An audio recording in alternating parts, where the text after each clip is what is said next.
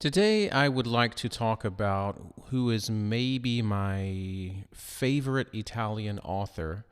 His name is Tommaso Landolfi. But before I get into his life and into his work, I would like to share with you how I discovered his work. I moved from Naples, Italy, from Bavaria, from Germany, in about 2014. And in that time period, I was right in the middle of a pretty intense creative period. I would say I was more or less completely absorbed in working on and trying to finish the Feeding Fingers triple album, Attend, and it really demanded everything I had. So I had almost no time, and certainly not the mental space, to properly study Italian. And once that project sort of wrapped up, I finally committed myself to learning the language in a serious way. And the problem that I was having in the beginning was finding sort of engaging reading material. That was tough at first. And I always loved comic books and graphic novels, and they're fantastic for language learning, but because the visuals that give you the context and reduce the sort of constant need to be looking at a dictionary. But beyond that, my deepest literary passion has always been maybe closer to surreal, weird fiction, especially the type that was running through the late 19th century and onward. There are writers like Hans Heinz Evers, for example, Alfred Kubin, who I may cover in a future podcast episode. And some more of the modern writers too, like Thomas Ligotti, Adolfo Boy Casares, Harry Stephen Keeler, and many others that have sort of shaped me through the years. So when I started studying Italian, I naturally wondered what Italy had contributed to that tradition. And I was surprised to find it's a smaller, less sort of centralized body of work compared to, say, what was coming out of Germany, Argentina, Russia, or the sort of English-speaking world. But what exists in the sort of weird fiction canon here in Italy in the Italian language is, generally speaking, of very, very high, very, very high quality. The search introduced me to authors like Giorgio Manganelli, Dino Buzzati, Giovanni Papini, Alberto Savigno, Rodolfo Wilcock, Mario Soldati, Giorgio De Maria, Guido Morselli, Paolo Volponi, to a certain degree also Anna Maria Ortese, Valerio Evangelisti, and also some of the contemporary writers like Antonio Moresco and especially Michele Mari. But I have to say, among them all, Tommaso Landolfi is probably the one who has stayed with me the most. What drew me to him, and it still does, I think, is his extraordinary command of language and ideas in general. He operates at a very, very high intellectual level, while at the same time he stays really very, very deeply ironic and self-aware. And he's really funny. He's genuinely humorous, and he can sound aristocratic and arrogant and pretentious all at the same time. And yet, alongside that, he still has the capacity to mock himself, to sort of mock the posture and the whole notion of intellectual superiority or even high culture in general. There's this constant sort of double movement. He immerses himself in literary sophistication, but at the same time, he sabotages it from within. And that tension really fascinates me as both a reader and as a lyric writer, as a songwriter. And he plays with atmosphere and anxiety and unease and absurdity in a very, very particular way that you don't, in my opinion, you don't really see in too many other writers. And I hate to use the comparison, which by now is more or less a cliche, but if you like Franz Kafka and you like the sort of nightmare scapes that Kafka can deliver, but yet at the same time the more sort of like very rich and gorgeous prose of someone like Edgar Allan Poe, and this sort of macabre elegance crossed with, let's say, someone like Jorge Luis Borges with his intellectual playfulness, and while at the same time a heavy dose of Italian aristocratic decay, then this is probably something for you. Landolfi wrote about inflatable wives, blasphemous monkeys that have to go on trial, men that are trapped in orbit aboard something similar to like a sentient spaceship, or even some of the most disturbing psychological horror short stories that you can think of. For example, there's one called La Muta, the mute, where a murderer kills a mute girl in a very, very unexpected and disturbing way that I won't tell you the details because I don't want to ruin the story for you, but it's easily one of the most disturbing short stories that I've maybe ever read, and I've read a lot. And he wrote all of this while basically gambling away his family fortune at casinos in San Remo and Venice. So before we get started with his work, let's talk a little bit about his biography. Tommaso Landolfi was born in 1908, August 9th, in Pico, which is a small town in what is now in the province of Frosinone, which I went and visited not too long ago. He came from an old noble family with roots that stretched back several centuries. He was born into an aristocracy, into an aristocratic family that stretched back to the Bourbon kingdom of the Two Sicilies. His father, Pasquale, belonged to a lineage that was linked to the Bourbons, which was one of the oldest noble families in the region. And this background, in my opinion, sort of colors almost everything that Landolfi wrote. There's this deep sort of melancholic nostalgia for this world that was vanishing, that sort of mixed irony and emptiness. In fact, he once referred to himself with the characteristic self-awareness as this genuine representative of the glorious Southern nobility. This he said of himself, which is a phrase that hovers somewhere between pride and self-parody. He was basically making fun of himself. And then in 1932, he graduated from the University of Florence with a degree in Russian language and literature.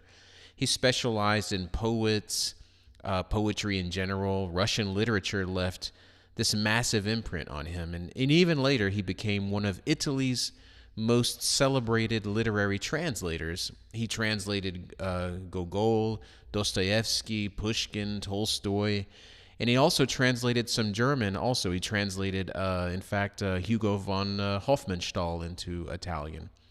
But even as a young man, Landolfi wasn't content to stay inside of academics.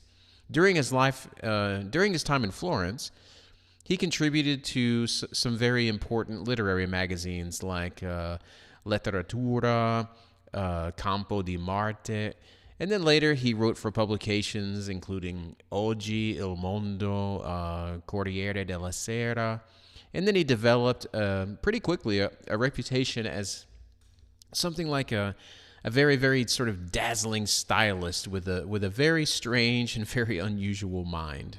And one thing that makes Landolfi sort of special and notoriously difficult to classify is his voice, his way of writing. He wrote in this very, very refined and almost archaic Italian, full of very, very rare words and dialect terms and linguistic sort of plays. And he could describe the most grotesque or absurd situation with the sort of poise of a 19th century gentleman, and which only makes the horror and absurdity of his stories hit even harder. And for me, one of the funniest and at the same time strangest things about Landolfi is that he seemed to actively enjoy making reading difficult. In stories like La Passeggiata, for example, The Walk, He fills the prose with this archaic, obscure, dialectical, and basically forgotten Italian terminology, all technically speaking, real words, but so rare that even highly educated Italian readers often needed a dictionary constantly at hand just to read the stories. And I know what I'm about to say may not be appreciated by people who don't know Italian, but I want to share some terminology regardless. Like, for example, some words like I'm not even sure how to pronounce some of these words because they're no one uses these. They're not. You can barely even find some of these words in any dictionary that you can find. Like scapruginava, bozzima, murcido, gordo, zombare, malagma. Terms, they sound invented, but are mostly legitimate terms. Even if they're desperately obscure, it's almost like he's linguistically trolling people. And once he even renamed omelets, for example, the eggs. He called them fish eggs, pesce d'uovo, because he just found the word charming. But at the same time, the musicality of the language is what matters most to him, more than the literal comprehension. In reading, Landolfi becomes less about, say, following a plot and more like drifting through a strange, beautiful dream, where meaning is there, but it's always just out of reach. And thinking about this, sort of as a side note, with my writing of song lyrics, I can sort of see sort of a kindred soul in this pursuit. When I'm writing lyrics, for example, more often than not, I'm not so concerned about the words that I'm using themselves as much as I am more concerned about the tonality of the word or the syllables, the way the word is fitting into the melody, more so than I am about the meaning of the word itself. I think I often care more about the unification of the word to the song, to the tonality of the song, to the rhythm, than I do about just the comprehension of the word itself. And I think this is maybe another element that sort of led me to appreciating Landolfi's work. And certainly with Landolfi being a polyglot and being an academic, studying linguistics and languages in general themselves, certainly led him to this maybe, I hate to impose my own thoughts upon him, put words into his mouth, but this is maybe what led him to this conclusion that language can also be something very, very plastic and very malleable to the most absurd degree. For example, he went really far in that he also invented an entire language. He invented his own language. There's a collection. There's an early collection, Dialogo dei Massimi Sistemi, Dialogues of Maximum Systems, and I think it was 1937, where he writes a poem that, if you look at the poem, you think maybe it's Latin, but it's certainly not Latin. It's just a language that he invented. I can read a short little line. Aga magera di fura natun ja or gua meshuin. And it's written in a completely made-up language that only the fictional speaker of the poem understands. So it's an absurd question at the center of the story. The question is, can a poem still be beautiful if nobody else can understand it? Can a poem still be acoustically beautiful even if it's incomprehensible?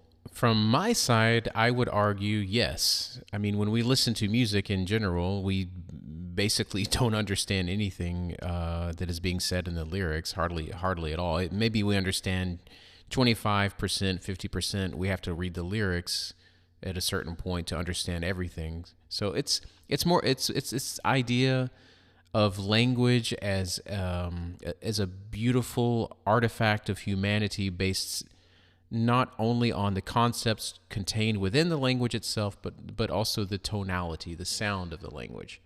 And because of this, Critics have compared Landolfi to a lot of different people. Like, as they've compared him to Kafka, they've compared him to Borges, Denison. There are some people too. For example, Susan Sontag. She sort of saw him as a cross between Borges and Denison. Now that I'm thinking about it, but Landolfi is really his own sort of universe unto himself. In my opinion, he's funnier than Kafka. Because he's more erotic and more playful, because he's less interested in allegory. Another person, Italo Calvino, he really deeply admired him. He later edited an anthology of his work that sort of captured the essence, the essential of Landolfi, and he described Landolfi is kind of like is a something of a nightmare, like where he said nothingness does not exist. So in other words, even the void is disappointing. Even oblivion refuses to cooperate with Landolfi. And Landolfi wasn't just a writer; he was also a compulsive gambler. And this wasn't a side hobby. It sort of defined certain things about his adult life. He would go, as I mentioned earlier, to casinos in Sanremo or Venice, and he would bet a lot of money, his family fortune, and he would win and lose, but he would win and lose with this sort of aristocratic detachment. He spent these long stretches of his life in these gambling houses, and the experience bled into a lot of the things that he wrote. Also his diaries. In his diaries, and also these semi-autobiographical things that he called meta-diaries, like, for example, Rien va, de moi. Gambling becomes something metaphysical for him, and it starts to feel like a philosophical symbol for existence itself. There's irrational risk, self-destruction, fate, compulsion, and this thrill of watching yourself lose control. And there are stories of him winning a lot of money and then immediately throwing everything away almost mechanically, as if ruin itself fascinated him more than victory. And he questioned whether true chance even exists, but he lived as if it didn't, as if free will. Yes, of course, there's an argument to be made, but how much of your life is really based around free will and its limitations. And despite being respected, at least in literary circles, Landolfi, he still remained isolated for much of his life, and he avoided intellectual, social scenes. He gave very few interviews, to my knowledge. In fact, I think he only gave maybe 2 or 3. There's one video. To my knowledge, there's only 1 or maybe 2 videos of films, rather, of interviews with him, which are quite funny to watch, honestly. And he was photographed very sparingly. He was, and even in his photographs, and there's one photograph that's relatively well known of him where he's even hiding his face behind his hand. So he cultivated this image of, let's say, elegant reclusiveness, and it suited his persona as sort of the last nobleman of a dying order. During World War II, his family home in Pico was also partially destroyed, which seemed to have left a deep trauma, and it echoes in certain works that he'd written, like, for example, the Racconto d'autunno, the Tale of Autumn. Autumn's Tale. It's a novel about a haunted mansion at the end of a certain era, and he also describes a brief imprisonment in 1943, possibly for anti-fascist talk. I'm not certain, and he says that this imprisonment for him was paradoxically freeing because it removed the burden of choice and action. So confinement for Landolfi offered also a certain kind of liberty. And I would imagine after him saying a thing like that, with him also having this gambling problem, that maybe the maybe the imprisonment sort of cured him of getting himself involved in situations like that where he had to make decisions and suffer the consequences. And toward the end of his life, after repeated heart problems and various illnesses, his isolation became even more intense, and he increasingly withdrew from people altogether. And in spite of the fact that he was, by nature, in his personality, he was a very very solitary person and lived more or less in isolation, he did manage to get married and have two children. He married in 1955. He married a woman named Marisa. She was much younger than him, and they moved from Pico. They moved to the Italian Riviera, and their children, Idolina and Landolfo, they became. He wrote in his diaries a little bit about them and about the financial pressure of supporting them. Also, combined with the sort of compounding casino debts that he had, these things forced Landolfi to move together with a family to the Italian Riviera, as I mentioned earlier.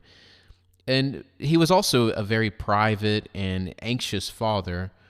So much so that when he wrote about his family in his diaries, he even refused to use their real names. Instead, he turned them into characters in his diaries, using codes instead of their names. And later, his daughter Idolina, she herself grew up to become a very brilliant and appreciated writer and literary critic in her own right. And she dedicated much of her adult life to preserving her father's very complicated legacy. She even founded a research center in his honor, and she edited most of his books until she passed away in 2008. So let's start talking about the stories themselves. Landolfi's bibliography it's extensive, and his works, they blend fantasy and gothic horror and surrealism and philosophy and grotesque comedy and even children's stories in ways that resist easy categorization. And his early work is generally considered his most significant. There are collections, like for example, the collection that I mentioned earlier, Dialogo dei Massimi Sistemi of 1937. This collection established him as a major voice in Italy in that time period, and it's a collection of stories that already display his signature obsessions with language games and idioms and instability of meaning, and this collision between the mundane and the uncanny. And well, for example, do you remember the invented language poem that I mentioned earlier? It appears in this collection, which it raises questions about communication and beauty and isolation of the artist that would later haunt Landolfi's entire output later. So I have to start with Landolfi's most famous short story, and I use the word famous in a very hyperbolic way, but it's his most known story because it was translated into English, and this is the one that seems to maybe attach itself to most readers that are being introduced into his work. This is his most known short story internationally. The narrator claims to be a friend and biographer of Nikolai Gogol, the great Russian writer, and he reveals Gogol's most intimate secret, which is his wife, Caracas, is not a human woman at all, but she's a custom-made, life-sized, inflatable rubber doll. And Gogol inflates her to different sizes and shapes based on his moods. He dresses her, he argues with her, he makes love to her, and he grows to both adore her and resent her. And the doll seems almost alive in her ability to change and to provoke, but she remains fundamentally artificial, a creation of Gogol's needs and neuroses. And the story it's humorous, it's unsettling, and it ends with one of the most memorable climaxes in short fiction. There's an explosive conclusion that I won't give you here, but take the word explosive and the word inflatable doll, and I'm sure that you'll understand what I'm getting at. Yes, the story is grotesque, but there's also a profound meditation in this story on creativity and marriage and artistic obsession and the objects we invest with life. And what does it mean to love something that you've created? And what happens when the creation itself starts to feel more real than reality itself? And what violence lies dormant in our most intimate attachments? And Landolfi delivers all of this in a very smooth and almost sort of gilded prose, which only makes the strangeness of the story even more apparent.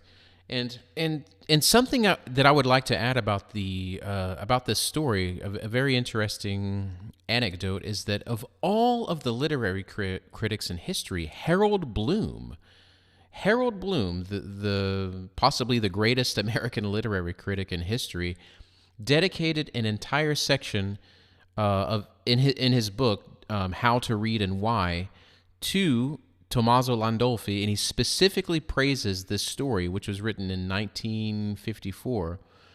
He describes it as, to quote him, perhaps the funniest and most annoying story that I've ever read. And in this book, Harold Bloom elevates Landolfi. He elevates Landolfi to the highest rank of short story masters like Anton Chekhov, Guy de Maupassant, Ernest Hemingway. And Bloom, he views the story as this profound and ironic meditation on the anxieties of literary influence and the agonizing nature of artistic creation. And I remember reading this from Harold Bloom after I had discovered Tommaso Landolfi, and being really surprised that Harold Bloom would have taken the time to put so much effort into thinking about and writing about a very obscure Italian writer such as Tommaso Landolfi. I suppose another work that I should mention here is Le Due Zitelle, which would be the Two Spinsters, or the Two Old Maids, which is a story about these two aging and impoverished sisters who live in seclusion in this very, very shabby house with their housekeeper and a pet monkey named Tombo, which is the man of the house, let's say. And the monkey begins behaving in a very bad way. He sneaks into a convent chapel at night. He eats the hosts. He mimics the mass. He urinates on the altar. And the sisters, especially one of them, become convinced that the creature has committed a genuine sacrilege. And what follows is a comic exploration of sin and humanity, the souls of animals, religious hypocrisy, and the women consult with priests. And there's even a trial. There's a trial-like discussion about whether the monkey, being an animal, can truly commit a sin, and whether it can be held morally responsible, and whether the animal, being the monkey, possesses something similar to a proper human soul. And the monkey becomes more human as the story progresses, and the humans become more bestial, and the boundaries blur between humanity and animalistic desire or instinct. It's one of Landolfi's most probably theatrical stories. And in fact, it was later adapted to a stage production by a director whose name I can't remember at the moment. But it was presented at the Biennale Teatro in Venezia in 2004. I think it was well received. I would be curious to see this. And he wrote numerous short stories. There are too many for me to mention here, but I'm trying to give you a general idea of his tone and his sort of preoccupations, things he was interested in. But he also wrote novels. One of his novels is La Pietra Lunare, which would be translated as the Moonstone, which he wrote in 1939. And it opens on a grotesque sort of hallucinatory scene of provincial life, and the main character, Giovancarlo, I think is his name, he becomes infatuated with a seamstress from this impoverished aristocratic family, and he notices something others seem not to see, which is that she has cloven goat hooves for feet. And this goat girl, Guru, she draws him into this phantasmagoric, erotic journey underneath the earth. And there's a kind of mythological underworld filled with horror and these sort of dark initiations. And the novel is part satire of provincial life and part surreal initiation rite. And the world seems divided into these two opposing realities. There's the misery and boredom of everyday life, and then it's coupled with this strange, marvelous realm that sort of lurks just underneath the surface. Maybe his most accessible novel is Racconto d'autunno, which would be the autumn story, or the story of autumn, which was released in 1947. It's more of a traditional Gothic novel that's set against the backdrop of war and a type of societal upheaval. And there's a fugitive who has no name, and he's just a man that's fleeing from the chaos, and he's seeking shelter in this mysterious labyrinthine mountain mansion that's inhabited by an evasive old nobleman. And there are strange sounds that echo through these empty rooms. There's a portrait of a woman that draws the fugitive deeper into the house's mysteries, and eventually he discovers a woman named Lucia, that she's living secretly within the mansion, and she's dressed in old-fashioned clothes that match the portrait of her on the wall. And it's not understood if she's a ghost, if she's a prisoner, if she's just a figment of the imagination. And the story, it mixes psychological tension with supernatural horror, and underneath it all runs this lament for a vanishing aristocratic world that was destroyed by the violence of the 20th century. And it's maybe Landolfi's most direct meditation on war and loss and the end of the old. And these themes clearly haunted him, given what happened to his family home in Pico that I mentioned earlier. And this novel was adapted in 1980 into an Italian television film that it seemed to have been rather successful. People watched it. I tried to watch it. It couldn't. For me, it didn't hold up to the novel. I don't recommend the film. But the novel it's more accessible. It's more a traditional story. If you want to start with Landolfi in this way, this could be a good suggestion too. And now we get to what is my favorite novel that Landolfi wrote, which is Cancroregina, which would be translated as Cancer Queen. When this came out in 1950, for me, this is his greatest novel. It's science. Let's call it science fiction, but it's more fiction than science. Let's put it that way. The story takes the form of a diary, which is written by a man that's recruited by a mad inventor, a mad scientist, for a journey to the moon aboard this bizarre spacecraft that he calls the Cancer Queen.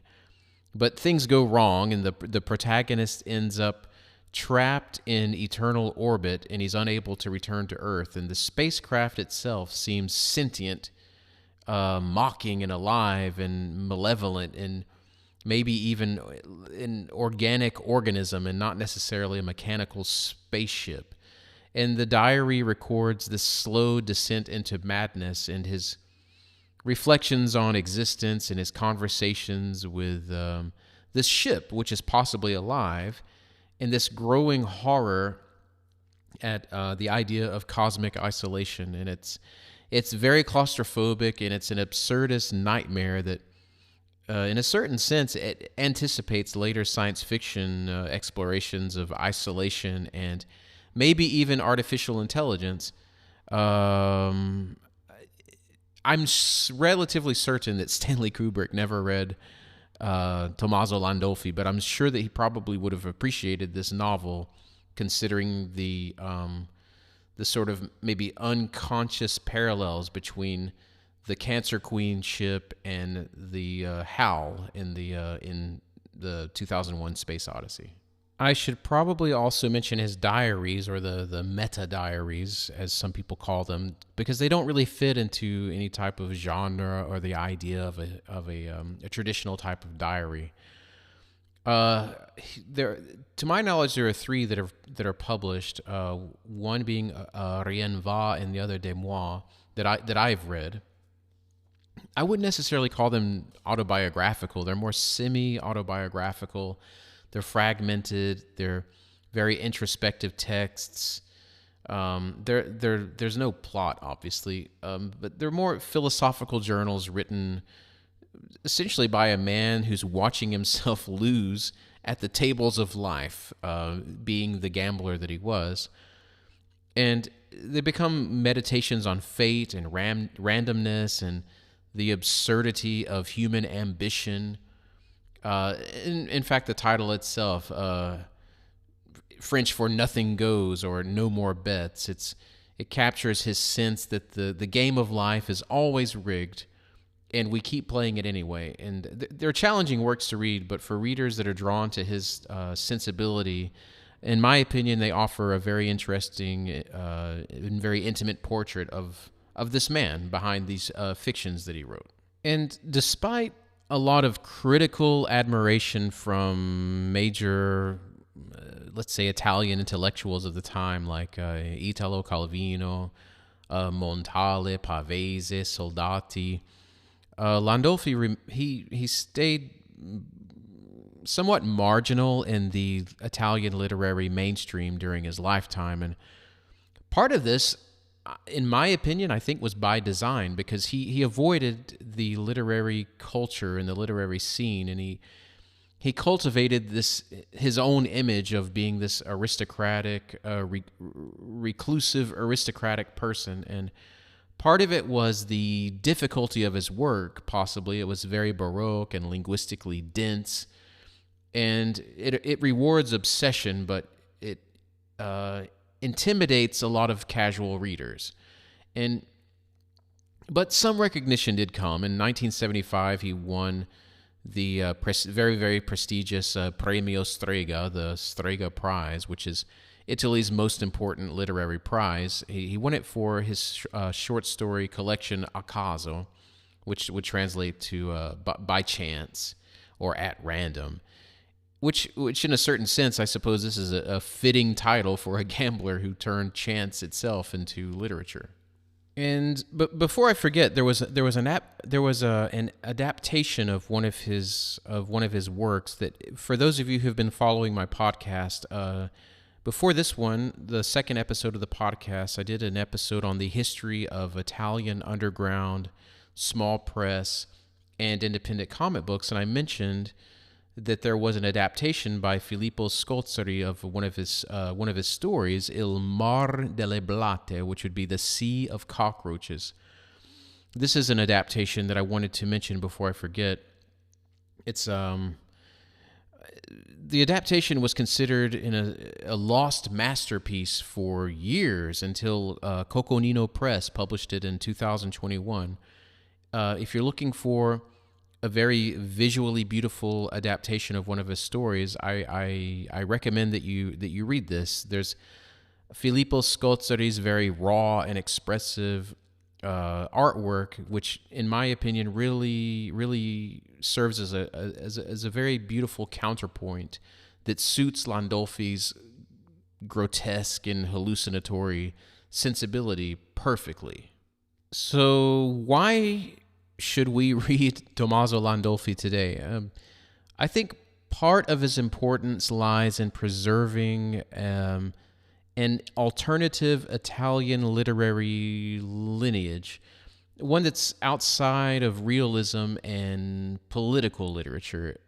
In Italy, especially after World War II, the dominant literary culture favored more socially engaged realism, and writers that were dealing with fantasy, surrealism, metaphysical horror, linguistic experimentation, they were more marginalized. And Landolfi became one of the central figures that was keeping alive that darker, stranger tradition, which was a line that connects to earlier Italian writers like Giovanni Papini and Alberto Savigno, and that runs forward to later figures like Giorgio Manganelli, and I mentioned the contemporary, the ones that are still active today, Antonio Moresco, and especially Michele Mari. In fact, he's openly acknowledged Landolfi as a major influence, and when you read them side by side, the connection, at least to me, is pretty obvious. They both share an obsession with language and something physical and unstable and playful and maybe sometimes dangerous, and they both treat literature almost like a haunted object, which is something that I really appreciate, and something magical, but also deeply artificial at the same time. And Marty, for me, he modernizes Landolfi's sensibility, where Landolfi often feels more aristocratic and distant and abstract. Marty feels more pop culturally aware and autobiographical, and Marty mixes high literature with comic books and horror films and pulp films and fiction and toys and childhood memory. And you could say that Michele Marti, he takes Landolfi's literary labyrinth and fills it with 20th century mass culture. And there's also a shared tension in both writers between deep literary sophistication and, in a certain sense, also self-parody. And neither one of them fully trusts high culture, even while obviously being masters of it. And that's one reason, at least in my opinion, both writers appeal maybe strongly to more cult readers, let's say, rather than a broader, more mainstream audience. And they reward obsession, and they invite rereading and decoding because of the density of the literature, which is another thing that I personally appreciate. Something else that I wanted to bring up about Landolfi's work is the humor. It's something that's always overlooked in his work, in my opinion.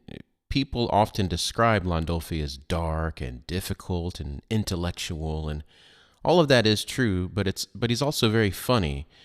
And a lot of his writing works through irony and absurd exaggeration and self-mockery and these sudden tonal shifts.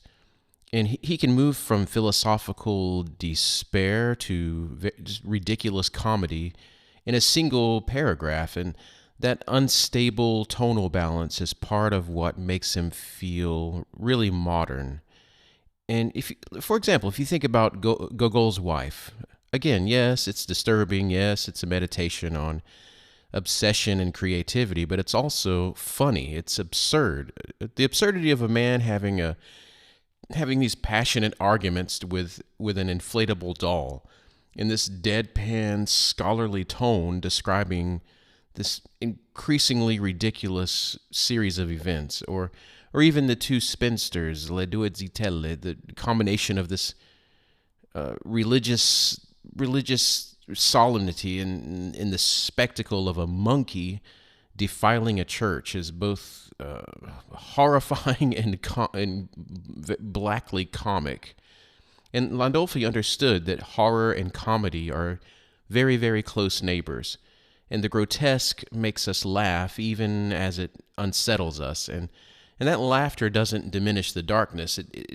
To me, it intensifies it. And on that note, that's something that I think that has maybe put a limitation on his audience reach through history. Is I think that a lot of editors, publishing companies, have made a really giant mistake and a disservice to his work in sort of promoting the idea of Landolfi as this 20th century Edgar Allan Poe, and sort of leaning into that and making it almost seem like something from Disney's Haunted Mansion, this ridiculous, exaggerated idea of gothic literature. It's not representative of what he was writing, and I think it also turns off a lot of people, especially new readers, because they overlook the humor in his work, and I think that that's one of the primary reasons why his work isn't more widely read. It's simply because of that. Because if you look at the cover, if you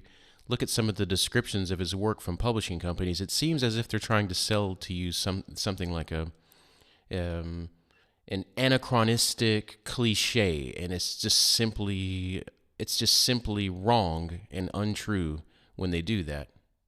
And some of the other sort of recurring themes in his work, let me try to pull together some of those themes. Like, language itself is probably his deepest obsession, and that's obvious if you look at his education history, his professional history as a polyglot and as a translator. And he treats words as physical and unstable. Sometimes these treacherous objects, and he invents languages. He revives archaic vocabulary, and he pushes language until it becomes almost something alien. And that instability of meaning, the way words slip away from us, the way communication fails, even as we speak, it runs through everything that he wrote.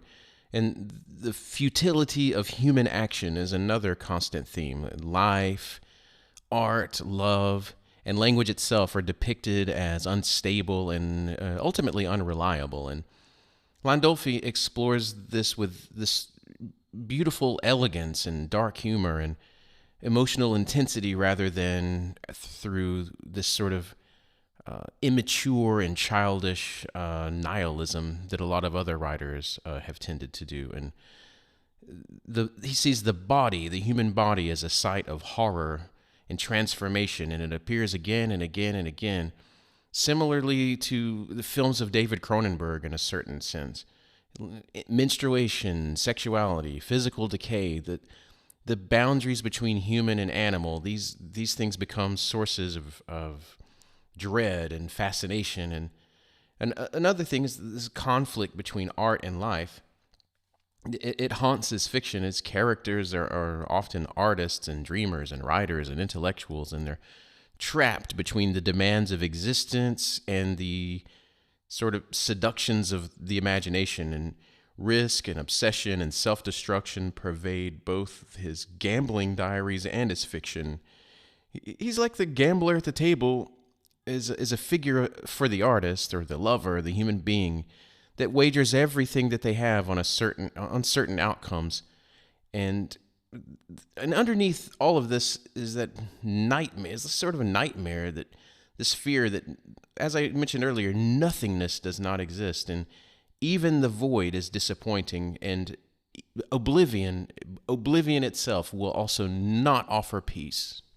And with regard to where to get started reading Landolfi, if you're interested, unfortunately, not much of his work has been translated into English, but there are three works that have been translated into English. There are three collections of short stories. The first translation of his short stories into English, it's a small selection. It's simply titled Gogol's Wife and Other Stories, that was translated by Raymond Rosenthal in 1963.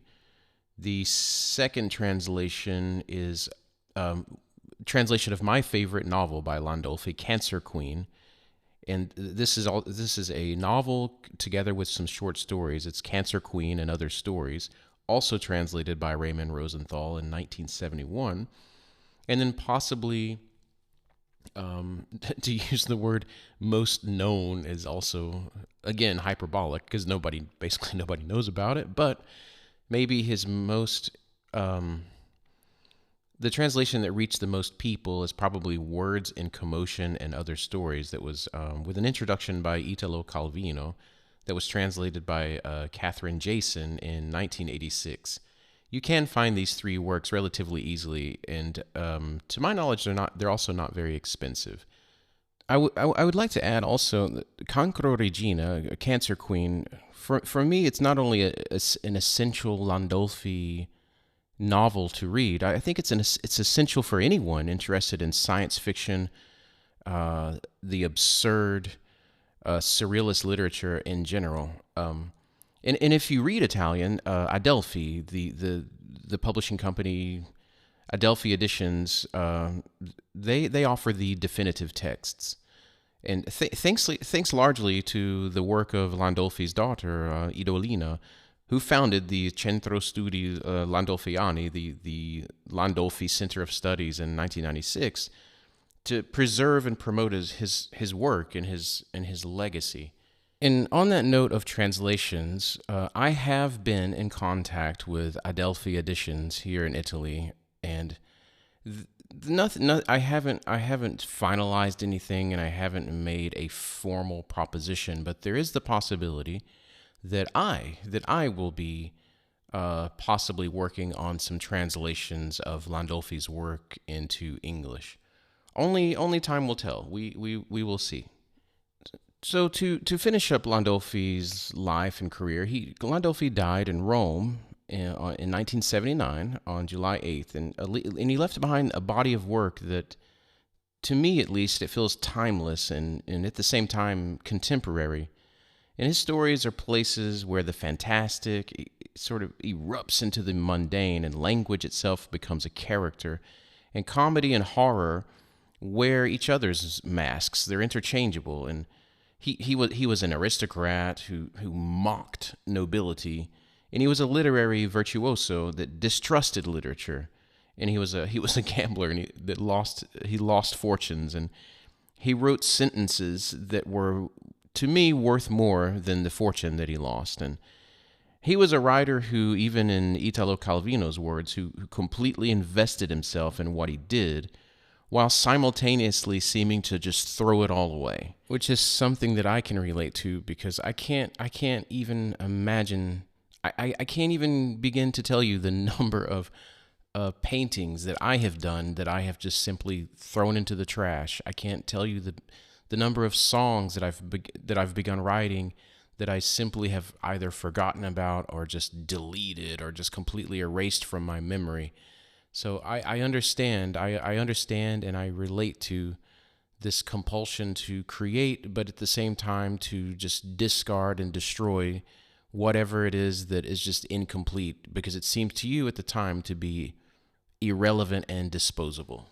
And before I wrap up and get out of here, I just want to thank you all for listening and for following along, and for supporting this podcast and this journey into literature, art, and culture, also some cinema later. It really means a lot to me. And if you'd like to support this work more directly, you can find me on Patreon, where I post a lot of material, early releases, music as well, art, behind-the-scenes thoughts, deeper things into what we're talking about here.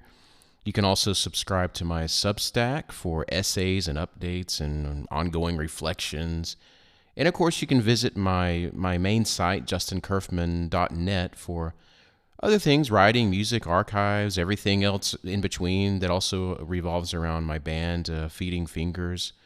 And I'll probably be staying immersed for a little bit longer in Italian literature and culture, and also some cinema for a little while longer, and because there's still so much territory to explore.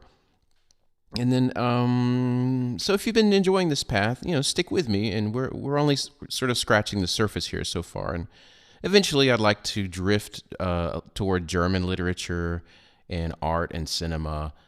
Maybe tackle Alfred Kubin, Gottfried Benn, people like this. And there'll certainly be a few completely, maybe unexpected detours along the way too, sort of off-topic surprises. And yeah, until next time, thank you again for spending your time with me, and I appreciate it more than I can properly articulate right now. Thank you very much.